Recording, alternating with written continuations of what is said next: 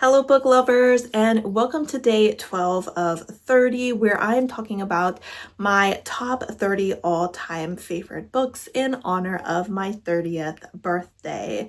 Today, we are going to be talking about a book that made it into my very top books of the year in 2024. In fact, I would say that this was probably my favorite book of 2024, and that is The Traveling Cat Chronicles by Hiro Arakawa. This is a translated work of literary fiction.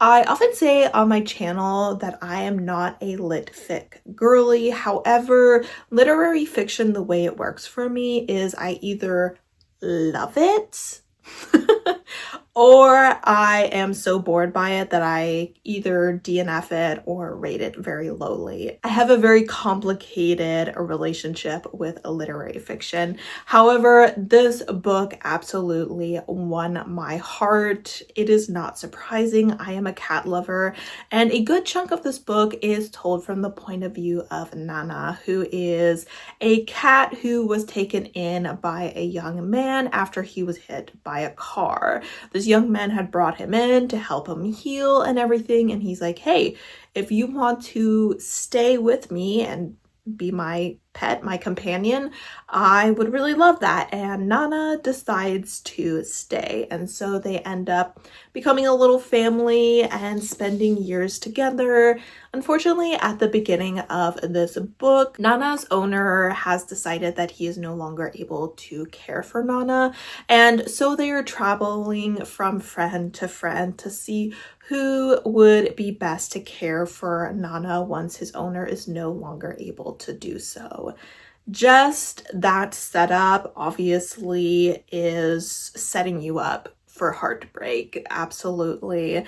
In between Nana's chapters, which are in present day, we get these flashback chapters to when his owner was young from the point of view of the friends that they are visiting. So we never actually get a point of view from his owner, yet we get to know him on such a deep and personal level because we get to see him from all these people that have cared and loved him throughout the years. And it is such an interesting and wonderful way to learn about a person. This book is definitely going to pull on your heartstrings. It is for the cat lovers, the pet lovers, the ones who have a deep understanding of the kind of relationship that can be formed with a pet or an animal companion that is just a little bit different than the kind of relationship you could ever form with your fellow man.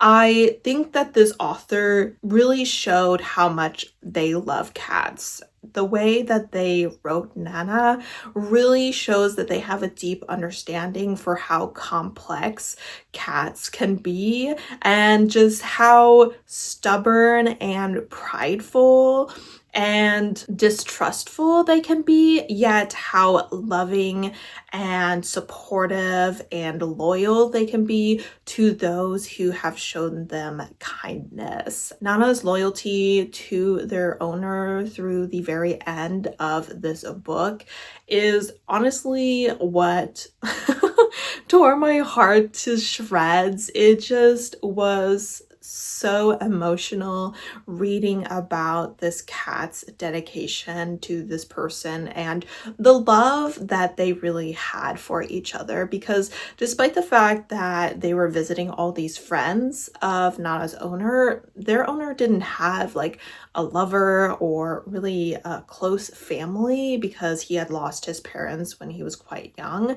And it was just, these two really were the most important people in each other's lives, and it really showed. So I think that the author showed incredible talent when writing this book, not just the way that they were able to capture cats' behavior, but also the way that they were able to create these side characters as well as Nana's owner and just really build him up as this character you love, despite the fact that you never actually get to see his point of view. You still feel like you know him on a very deep level. So this is definitely one of my all-time favorite books. If you're looking for a tearjerker, then look no farther. Let me know if you have ever read this book, and I will go ahead and see you tomorrow with the next book.